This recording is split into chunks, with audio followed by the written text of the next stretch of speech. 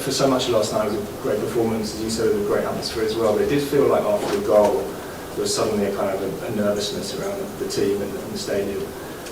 It feels here like people are very quick to kind of fear the worst. You know, they play brilliantly for 80 minutes, but then suddenly everyone's worrying about. Yeah. I mean, how do you, in the next week, prevent that sort of seeping into the players?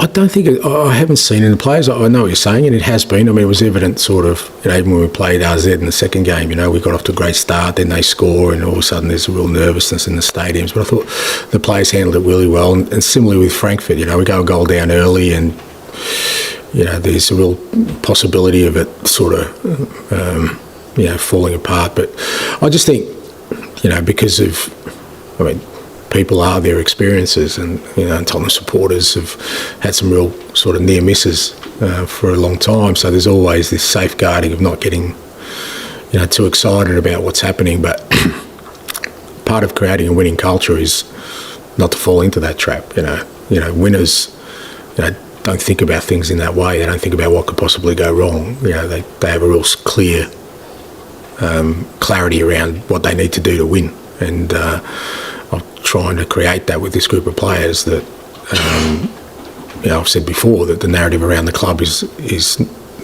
not positive at all.